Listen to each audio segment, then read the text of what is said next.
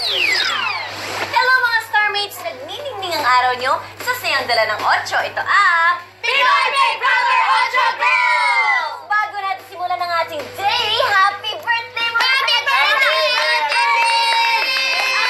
Happy birthday! Itong weekend, nangyari na nga ang ultimate Pinoy Big Battle ng ating mga Star Dreamers laban sa ating mga housemates. Yeah! Thankfully, nagbunga nga yung lahat ng paghihirap ng mga Star Dreamers, ng celebrity star player na si Aljur, pati ng AFP dahil nagwagi nga ang ating star. Congratulations! At dahil nga dyan, tuluyan ng may nagpaalam sa ating mga housemates. Pero, ang kapalit naman yan, 2 Star Dreamers ang nag-crossover sa bahay ni Kuya kagabi. Yes, no? Pero ngayon, silipin muna natin yung mga kaganapan pagkatapos manalo ng ating Star Dreamers sa Ultimate Pinoy Big Battle. Panoorin nyo to. Matapos magtagumpay sa Ultimate Pinoy Big Battle laban sa housemates, masayang umuwi ang Star Dreamers sa camp kasama si Aljur.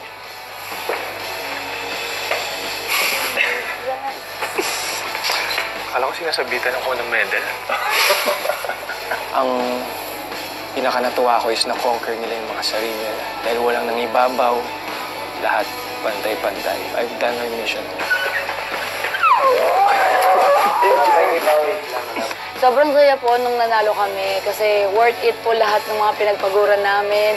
Parang, oh yes, nakahinga ka na ng maayos. At nang dahil dyan, nabuo tayo, parinig natin ang compose natin. At matapos ang isang linggong pagsunod sa military life, muling nagkatuwaan ng Star Dreamers at nagkantahan sa pamumuno ni Chantel. Kayo ang tipo ng lalaki, marunong magpasaya, nagbibigay halaga, at marunong din magluto. Kayo ang rason kung bakit nagtitiwala na sa pag-ibig, sa pag-ibig. Sa pagpapatuloy ng bonding, isa-isang nag-share ng kanya-kanyang hugot ang Star Dreamers tungkol sa kanilang pinagdaanan bago iparinig kay Aljur ang paborito nilang kanta. Itong kantang to para sa mga nagsumikap. Para sa mga nagsakripisyo. Ng kanilang lakas at ng kanilang mga luha. Para sa mga taong masugatan kanina, nadapa, pero bumangon pa rin. Yun. Diba? Ang kanta na to para sa mga taong patuloy na lumalaban sa lahat ng pagsubok sa buhay. Ang kantang ito ay para sa mahal na nabuo. Para sa mga nagtiwala sa isa't isa. Alam mo yung galing talaga sa puso mo lahat ng ginagawa mo. Gusto mo na lang iiyak kasi sobrang pagod ka na. Kahit nahihirapan, diretso pa din. Ay. Kantang ito ay iyak. Iyak. Ready? Go.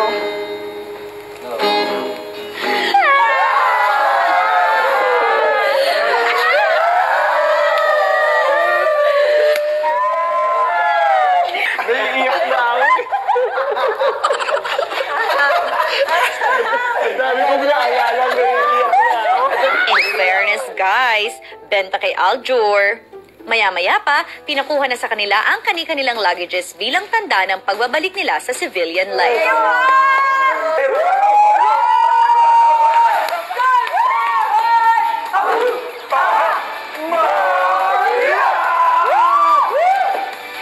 Ngayon ko lang may experience yung normal day.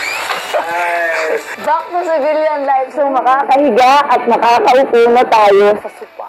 Nang nakapag-ayos na ang lahat, isang announcement ang binigay ni Robbie sa kanila. Gusto ko lang sabihin na salute na tapatan sa Ultimate Pinoy Big Battle. At dahil dyan, magkakaroon kayo ng isang simpleng boodle fight. Yup, kunin na yung mga masasarap yung pagkain, i-enjoy niyo yung bonding moment niyo. Dahil ito na ang huling salo-salo niyo na kasama si Aljur. Dahil mamaya, lalabas na siya ng camp. Again, congratulations, Camp Star Hunt, and enjoy! Magkikita pa naman tayo sa labas. Yes! Maya-maya, hinanda na nila ang boodle fight na kanilang pagsasaluhan.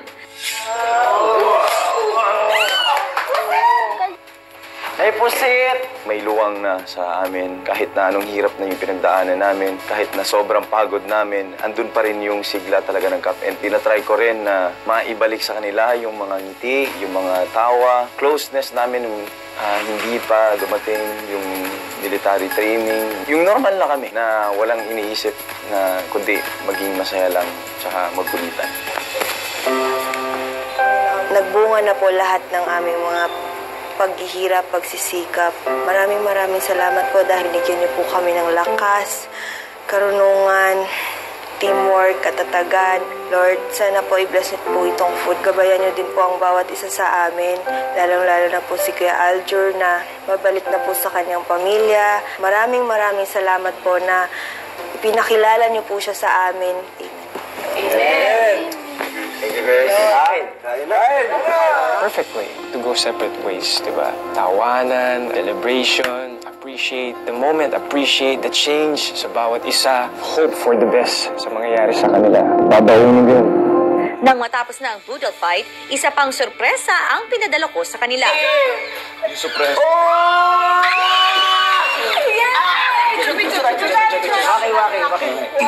1, 2, 3. Cut? Tagal ko mag-isip na. Actually, pwede naman kahit anong cut eh. Oh! Uy, nakontemplate na ako. Pero wala ang kape. Sa paglalim ng gabi, isa-isang nagbigay ng mensahe ang Star Dreamers kay Aljur. Sobrang thankful kami na naging part ka ng camp namin. Kasi hindi siguro ganon yung magiging resulta kung wala ka. Inipon kami dito sa camp. Tapos iba yung mga personality namin. Pero sa ultimate job, we're the perfect person na pinadala just to help us na manalo talaga. Na magkaisa. You don't even know us. So for us to have someone that can just give up being with their son, being with his wife, his family, for something like this, it's such an honor, bro. Buddy. We are very much grateful talaga. You inspire us every little action, simple words. Kung ako tatanungin, hindi ko sinusunod yung mga sinasabi mo just because you are a celebrity. Because you are a great man. Diba? Hindi kami nag-usap-usap dun pero nafe-feel ko na ganun yung feeling namin lahat para sa kung sino man ang mga crossover sa amin, isa ka sa mga tulay kung bakit natupad ang pangarap niya. And that will never change lang for a lifetime. Sobra pa sa thank you. Kung may mas sobra pa sa certificate, medal, honor, respect, yung bibigay sa'yo siguro, binigay na namin sa'yo. Utang na loob namin sa'yo ito, Kuya. Kaya maraming salamat sa'yo. Sana maglabas, magstay lang yung ganitong samahan. Pagkatapos ng Star Dreamers, si Aljur naman ang nagbigay ng kanyang mensahe. More than the physical victory natin today sa big battle, nanalo tayo, na-conquer yung bawat sarili natin. Nakita niyo yung mga lakas ninyo? Yes. Nakita niyo yung samahan niyo ngayon? Tandaan niyo yun. Hihilingin ko na lang sa inyo, isa buhay ninyo. Kailangan natin ng mga kagaya ninyo. Thank you, Kuya. Salamat! Thank you for everything. Maya-maya, nagpaalam na ang Star Dreamers sa kanilang naging bagong kaibigan na si Aljur. Ang natutunan ko sa mga Star Dreamers is never give up. Even though seems like wala nang pag-asa kasi hindi mo alam, you might have won the next time. Grabe yung energy nila. Nagpapasahan kami ng energy ng burning desire. Narinis ko na sila. Isa pong biyaya na dumating si Aljur sa camp. Nalungkot ako, syempre, kasi feels like kasama na namin siya ng isang buwan. Hindi namin siya na-feel as celebrity. Para siyang isang Star Dreamer lang din na gustong tumulong sa team. Kanta namin, kahit iyak. Yeah. 1, 2,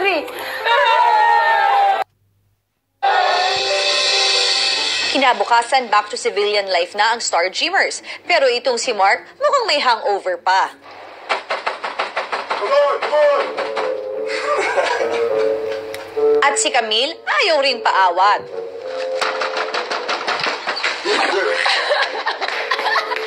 Yung balik na kami sa normal, parang at ease na ulit. Kaso hindi pa rin mawala sa akin yung kaba. Baka dumating na naman si Major, tapos biglang may surprise na training na naman. Sa dining area, napag-usapan naman ng Star Dreamers ang rifle shooting ni Shontel. May humihilig. mo, Shontel. Sobrang napabilib. Mabilis niya sa rifle. Sabi ko, babawal shot niya. Sabi ko, kung mag-miss man to, may second shot pa. Ay, Hindi na-anticipate nag-miss. mo. Oo. Tapos second shot. Pag nag-miss to, may third shot pa. Hindi rin naman nag-miss. Sabi ko, oh my God. Alam mo, gusto ko na mag-cheer ng pang fourth shot na niya. Kaso, Kalma. Maya-maya isang letter ang natanggap ni Shontel mula kay Kuya. Shontel, dumating na ang takdang panahon upang magpaalam ka sa mga Star Dreamers. Dahil sa puntong ito, ikaw ay babalik na ng aking bahay. Ay, makikita ko pa rin kayo doon. Asan na yung group hug? Ayaw niyo ako. I felt so happy talaga na nanalo kami, nakasama si Shontel. Ginawa niya yung best niya para tulungan kami at masaya siya na kami yung kasama niya sa ultimate battle. goodbye, Shanti. Pati si Teya, ikaw. Bye! Anim na tayo. Anim na lang tayo. Sino pang aalis? Yun ang question. Matapos lumabas ni Shontel, isang sulat pa ang natanggap ng Star Dreamers na may kinalaman sa isang perfect reward matapos sumabak sa matinding battle. May mga bibisita sa inyong mga professional hairstylists at massage therapists. Kaya sana magustuhan nyo ang bonggang regalo ko sa inyong lahat. Love, Alex. Sarap! Gusto ko po talagang magpagupit din. Tapos, siyempre, yung tunay na massage. Ang Star Dreamers, in-enjoy na ang kanilang much-deserved massage. Ay, grabe. Ang sarap sa feeling. Nakaka-relax. Worth it yung pinapaguran. Sobrang solid. While minamasahe ako, naisip ko tuloy yung training, kung gaano kahirap. Parang sa ilang minuto lang na minamasahe kami, tanggal lahat ng pagod. At syempre, may pa-haircut pa. Taray, new look kayo ha? Parang wala naman po pinagbago, pero feeling ko po gumaan yung ulo ko. Ang sarap po. Oo. Di ba po? Matapos ang kanilang pampering sesh, kinausap ni Camille si Kin na minsan na niyang nakabangga. Kumusta ka naman ngayon? Full of positivity. Kasi dami nangyari. Parang siguro, me myself, parang natutunan ko paano tanggapin yung disparities of all the people here. Siyempre, magkakaiba tayo lahat. The more na nakasama ko yung ibang tao, the more na I understand, kahit not here only, pero paglabas. So parang may progress. Sa pasagitan 2 days, di ba kayo? After ng battle. Alam mo bang hindi lang ako ang nakakapansin na pag merong job, merong task, na yung eagerness mo na maka-close cover. Parang gusto mo ikaw yung sabi ko, anong nangyayari sa akin? Parang wala na yung enjoyment. Anong nangyayari pag nabibigo ka? Yung emotion mo. Tapos lahat na affected. At hindi ko alam kung yung mga sinasabi ko sa'yo ngayon, kung nasasaktan na ba kita o nagagalit ka na ba. Nasa isip ko ngayon, ikaw diba, observant mo, hindi lang yung mabili sa'yo. Ako, ikaw lang balo na ako. Kaya gusto mo kita pa sa'yo. So, siguro madaming sardinas na ayaw sa akin, pero ayoko kasi mag-plastic. Because, Pero may time kasi na napaka-bossy na. Yung control mo yun. I-control mo yun. Paano kaya makakaapekto ang di tuluyang na-resolve ang tensyon sa pagitan ni Kim at Camille? Lalo na't magkakasama pa sila matapos mag-crossover ng sabay sa bahay ni Kuya. Tutukan yan sa PBB 8 sa mga susunod na araw. Mayang gabi sa Pinoy Big Brother 8. Ano nga ba ang napansin ng mga housemates sa mas lumalalim na pagtitinginan ni Andre at Lou? Inubos na lang nila agad yung kilig. Kasi, dati, ako sa kanila yung date pa lang. And I want to talk to them. We are for to talk to. May time pa sila sa kanilang dalawa instead na mag-focus kami sa final battle. We are family, that's why I want to say something. And if you feel offended, I'm so sorry. Hindi naman dapat talaga na mangingialam kami pero kailangan talaga kasi pamilya tayo eh. We understand that you like each other. Pero too much dalawan time. And then actually I observed that it's affected. It's also task. We don't have unity. Kung saan hahantong ang masinsinang usapan na ito, mamaya sa Pinoy Big Brother 8. Ilan lang yan sa mga nakaka-excite na kaganapan na dapat yung tututukan sa Pinoy Big Brother 8. At pagkatapos natin mga pitbahay, bumalik naman tayo sa camp para ituloy ang kwentahan. Sa labas naman ng bahay ni Kuya, sinalubong na ng taong bayan ang mga bago nilang makakasama sa camp. Ang house challengers na sina Tori, JC, Abby at Joaquim. Maya-maya pa, hello Star Dreamers! Hello po.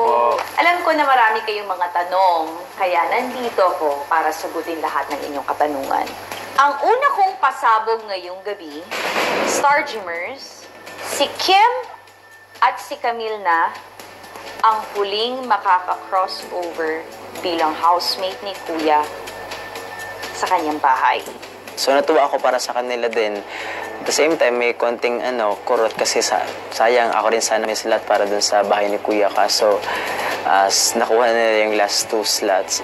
Hindi man kayo pinalad makatawid sa bahay ni Kuya bilang official housemates, pinagtibay naman kayo ng naging karanasan nyo dito sa loob ng camp, di ba? Dahil dito, hindi pa naman natatapos ang inyong misyon sa loob ng camp. At dahil may bago kayong misyon, meron din kayong mga bagong makakasama sa pagharap dito. Gusto niyo na ba silang kilalanin? Yes po. Kilalanin na natin sila. Star Dreamers, please welcome... Hello. Please welcome ang ating mga returning Star Dreamers and ex-housemate ni Kuya, Abby, JC, Tori, and Joaquim. Sobrang happy ko talaga dahil isa na rin doon kasi andyan si JC na minsan ko na rin nakasama. At yung feeling na nabuo ulit yung camp, masaya ulit yung camp, marami na ulit nasa loob ng camp. Star Dreamers and ex-housemates, handa na ba kayong malaman kung anong inyong magiging misyon? Yes! Ang inyong bagong magiging misyon dito sa Camp Star Hunt ay kayo ang magiging house challengers ni Big Brother. Ano nga ba ang house challenger? Kuya? Star Dreamers, Grace, Kin, Lyndon, and Mark, and ex-housemates Abby, JC, Tori, and Joaquim. Binabati ko kayo dahil sa puntong ito. Kayo ay babansagan kong house challengers.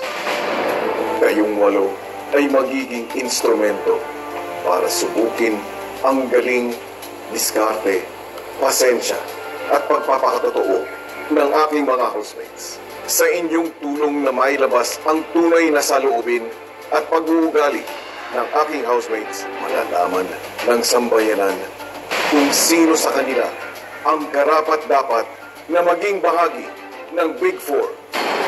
At gagawin nyo ito sa pamamagitan ng paghamon sa kanila in a series of challenges. Sa bawat hamon na inyong mapapagtagumpayan, kayo ay mananalo ng 80,000 pesos.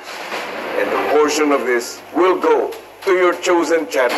Malaki ang nakasalalay sa misyon ninyo bilang house challengers. At inaasahan ko na gagawin ninyo ang lahat para mapagtagumpayan nyo ito. Maraming salamat and good luck, house challengers.